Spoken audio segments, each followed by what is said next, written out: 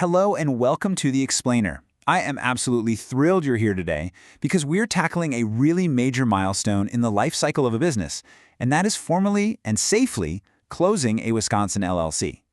You know, whether you're moving on to a brand new venture, heading into retirement, or maybe just closing a chapter, shutting down a business involves a lot more than just, well, locking the front door and walking away. It actually requires following a very specific legal process to protect your hard-earned assets. If you're looking to dissolve your LLC in Wisconsin and want to avoid costly mistakes, this is the explainer for you. Stay tuned as we break down every critical step in detail to save you time and money. Okay, let's dive into this. Here is our roadmap for today. We'll start with an introduction to LLC dissolution, then move into preparing to dissolve, filing articles of dissolution, post-dissolution responsibilities, avoiding common pitfalls, and wrap up with seeking professional help. Taking this step by step makes the whole process totally manageable. Right, so Section 1, Introduction to LLC Dissolution, Understanding the Why. Before we get bogged down in the paperwork, we really need to understand why formal action is required in the first place. Dissolution is a formal legal process governed by Wisconsin Statutes Chapter 183. Like I mentioned, simply stopping your day-to-day operations or draining the business bank account just isn't enough. There's almost always a triggering event. Think about it. Maybe your LLC was set up solely to manage a single real estate property and you just sold it. Awesome. Or perhaps there are disagreements among the members, or maybe it's just a financial decision. Whatever the reason might be, the state of Wisconsin literally requires you to formally wind up and terminate the legal existence of the entity. Why? To officially and legally cut off any future liabilities. Moving on to Section 2, Preparing to Dissolve, Setting the Stage. I actually want to caution you right here, because some of the absolute most vital steps in closing your business must happen before you ever file official paperwork with the state. The very first step, getting member approval. Under Wisconsin law, unless your operating agreement specifically says otherwise, you generally need a unanimous vote or written consent from all your LLC members to dissolve. Once you've got that vote documented, your LLC officially enters what's called the winding up phase. From this exact moment on, your business only exists to close its affairs. You absolutely cannot take on new business. Instead, you'll start paying off debts, fulfilling old contracts, and, crucially, notifying your creditors. And this brilliantly illustrates a really powerful legal secret. In Wisconsin, the standard statute of limitations for someone to bring a contract claim against you is typically 6 long years. But if you send a proper statutory written notice to your known creditors about your dissolution, you force them to submit their claims within a super tight 120-day window.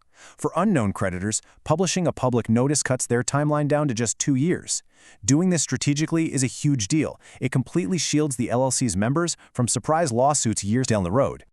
All right, Section 3, Filing Articles of Dissolution, the Formal Notice. To make it official, you'll need to submit Form 510, the Statement of Dissolution, directly to the Wisconsin Department of Financial Institutions, or the DFI. Filing this form provides public notice that your LLC is closing, which officially limits the authority of members to incur new, unauthorized liabilities. You have a few options for filing this. Doing it online is by far the most cost-effective and efficient method. It's just $20 and takes about 5 business days. You can also file by mail, or if you're in a real rush, pay extra for expedited one-day processing. But wait, there's a bit of a catch here. The state will absolutely not let you close up shop if you still owe them money. There's a $25 penalty fee for each and every year of delinquent annual reports. The DFI simply will not accept your dissolution filing if your LLC isn't in good standing. So if you're 3 years behind, well, that's $75 in penalties you must pay on top of the standard filing fee before you can legally close those doors. Which brings us to Section 4, Post-Dissolution Responsibilities, Cleaning Up. So, the crucial point is, once that form is accepted, you might think you're totally done, right? Well, filing Form 510 is definitely not the finish line. The heavy lifting of asset liquidation and tax clearance is really just getting started. You need to understand exactly who gets paid and in what specific order. Wisconsin Statute 183.0707 dictates a very strict hierarchy for liquidating your LLC's assets. Number 1 on the list, you must pay your creditors first. Now, this includes outside banks and vendors for sure, but it also includes any LLC members who acted as creditors by loaning the company money. Only after every single debt is settled can you fulfill previously approved member distributions, return original capital contributions, and then, finally, distribute any remaining residual surplus among the members based on their ownership percentages. And while you're distributing those assets, you absolutely have to simultaneously close out your tax accounts. This checklist right here is vital. You need to file your final income or franchise tax returns with the Wisconsin Department of Revenue. If you sold physical goods, you got to file your final sales and use tax return. If you had employees, yep, you must close your withholding tax account and handle those final payroll taxes. At the federal level, mark your final IRS return as final. Actually, scratch that. Make sure you do that, but also formally send a letter to the IRS to cancel your employer identification number, your EIN. Skipping any of these steps is just a guaranteed recipe for ongoing penalties and nasty audit risks from both the WIDOR and the IRS.